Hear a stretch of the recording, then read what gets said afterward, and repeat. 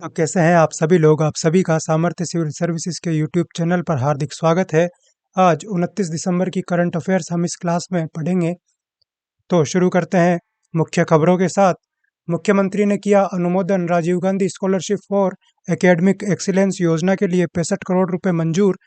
15वीं राष्ट्रीय सब जूनियर बालक व बालिका रोल बॉल प्रतियोगिता का आयोजन सवाई मानसिंह स्टेडियम जयपुर में होगा। तो इसी के साथ आइए शुरू करते हैं आज की क्लास। पहला जो प्रश्न है, Rajiv Gandhi scholarship for academic excellence योजना कब से शुरू की गई है? तो इसकी शुरुआत 20 अगस्त 2021 से की गई है। अब चूंकि ये योजना करंट का विषय है, इसलिए ये योजना बहुत इंपॉर्टेंट हो जाती है। इससे संबंधित जो भी बातें हैं वो हम पढ़ लेते हैं। 65 करोड़ रुपए इसके लिए मंजूर किए गए हैं सीएम अशोक गहलोत के द्वारा। वहीं इस योजना की शुरुआत श्री राजीव गांधी की जयंती 20 अगस्त 2021 से की गई थी और इसमें प्रतिवर्ष 200 विद्यार्थियों को विदेश में निःशुल्क शिक्षा दिलाने का प्रावधान है। इसके बाद बढ़ते हैं अगले प्रश्न की ओर। हाल ही में बीकानेर की प्रिया सिंह चर्चा में रही है, ये किस खेल से संबंधित है? तो ये प्रिया सिंह अभी काफ़ी चर्चा में रही है और ये बॉडी बिल्डिंग से संबंधित है। राजस्थान की ये प्रथम बॉडी बिल्डर महिला है। थाईलैंड में आयोजित 39वीं अंतर्राष्ट्रीय महिला बॉडी बिल्डर प्रतियोगिता में इन्होंने गोल्ड मेडल जीता है और 2018, 19, 20 में 3 बार मिस राजस्थान भी ये रह चुकी है। इसके बाद बढ़ते हैं अगले प्रश्न की ओर। 15वीं सब जूनियर राष्ट्रीय रोल बॉल प्रतियोगिता का आयोजन कहाँ किया जाएगा? तो चूंकि ये राष्ट्रीय प्रतियोगिता है और राजस्थान में इसका आयोजन हो रहा है, तो ये परीक्षा की दृष्टि से इम्पोर्टेंट हो जाती है। तो इसका आयोजन जयपुर में एसएमएस स्टेडियम में किया जाएगा। एसएमएस स्टेडियम जयपुर में इसका आयोजन किया जाएगा। इसके बाद इससे संबंधित कुछ महत्वपूर्ण जानकारियां हैं, उन पर भी एक नज़र डाल लेते हैं। सवाई मानसिंह स्टेडियम जयपुर में इसका आयोजन किया जाना है। 15वीं राष्ट्रीय सब जूनियर बालक बालिका रोल बॉल प्रतियोगिता है और राजस्थान रोल बॉल संघ के अध्यक्ष जो है वो श्री मनोहर कांत है और ये भारतीय रोल बॉल महासंघ के तत्वाधान में आयोजित की जा रही है। तो इसके बाद बढ़ते हैं अगले प्रश्न की ओर। हाल ही में मानद डॉक्टरेट ऑफ लिटरेचर डी.लिट की उपाधि किस खिलाड़ी को दी गई है? तो ये उपाधि देवेंद्र झांझड़िया को दी गई है। मोहनलाल सुखाड़िया विश्वविद्यालय के 30वें दीक्षांत समारोह में राज्यपाल कलराज मिश्र के द्वारा उन्हें यह उपाधि दी गई थी। वहीं जाह्नवी मेहरा, शालिनी पाठक और निशा कंवर से आप भलीभांति परिचित होंगे। जाह्नवी मेहरा का संबंध वुशु से है, ये वुशु की खिलाड़ी है। वहीं शालिनी पाठक कबड्डी की खिलाड़ी हैं। यहाँ आप निशानेबाज और निशा से एक तालमेल बिठा सकते हैं। इसके बाद बढ़ते हैं अगले प्रश्न की ओर। राष्ट्रीय तकनीक महोत्सव थार 2023 का आयोजन कहाँ किया जाएगा? तो इसका आयोजन कोटा में आरटीयू राजस्थान टेक्निकल यूनिवर्सिटी में किया जाना है। इससे जुड़ी अन्य जो जानकारी है कि किस उद्देश्य के साथ इसे आयोजित किया जा रहा है वो भी देख लेते हैं।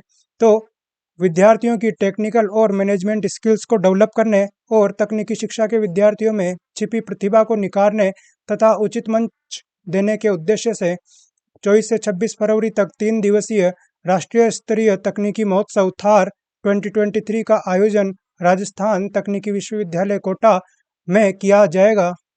इसके बाद बढ़ते हैं अगले प्रश्नों की ओर। तो ये जो अगले प्रश्न है ये राजस्थान जीके से संबंधित है। पहला जो प्रश्न है, अष्टधातु निर्मित शारदा तोप किस दुर्ग में है? धावड़ी किस बोली की उपबोली है?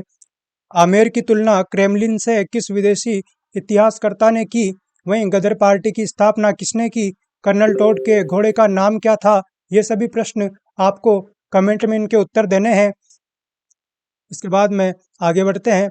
राजस्थान में आयोजित युद्धाभ्यास, जो भी युद्धाभ्यास 2022 में आयोजित किए गए हैं अंतर्राष्ट्रीय या फिर राष्ट्रीय लेवल पर, उनके बारे में हम यहाँ डिस्कस करेंगे।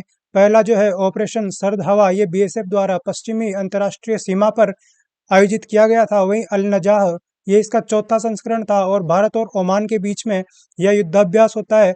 इसका आयोजन इस बार महाजन बीकानेर में किया गया था। उसके बाद में गरुड़, इसका ये 7वां संस्करण था।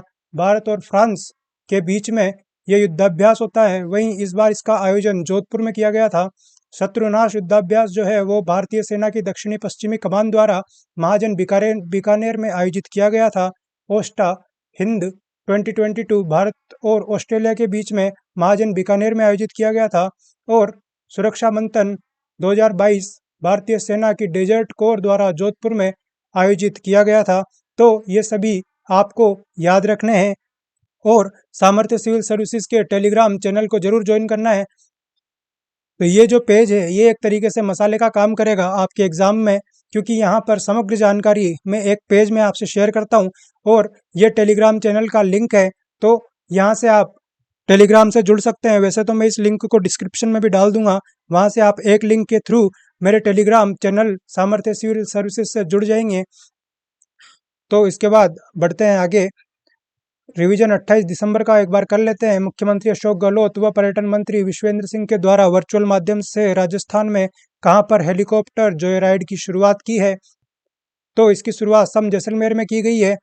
पश्चिमी क्षेत्र अंतर विश्वविद्यालय फुटबॉल पुरुष प्रतियोगिता में कोटा विश्वविद्यालय ने कौन सा पदक जीता है? तो इसमें सिल्वर पदक जीता है। 10 से 13 जनवरी तक अखिल भारतीय पीठासीन अधिकारी सम्मेलन राजस्थान विधानसभा में आयोजित किया जाएगा। यह इस सम्मेलन का कौन सा संस्करण है? तो ये 83वां इसका संस्करण है। उसके बाद में बढ़ते हैं अगले प्रश्न की ओर।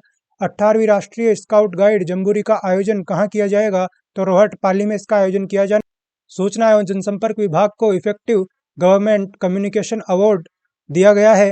राजस्थान में एमएसएमई प्रेरणा का शुभारंभ किया गया है। इसके बाद में बढ़ते हैं राजस्थान जीके के कल वाले प्रश्नों की ओर।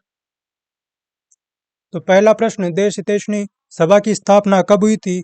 तो 2 जुलाई 1877 को इसकी स्थापना हुई थी। दूसरा प्रश्न, हुंजा नामक घोड़ा किस शासक का था? तो ये उम्मेद सिंह का था, उम्मेद सिंह।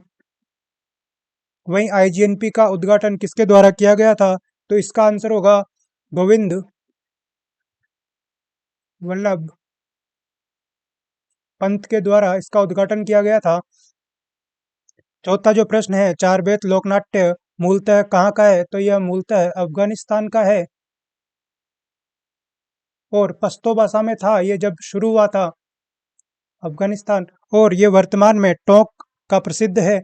वहीं राजस्थान राज्य मानवाधिकार आयोग के वर्तमान में अध्यक्ष कौन है?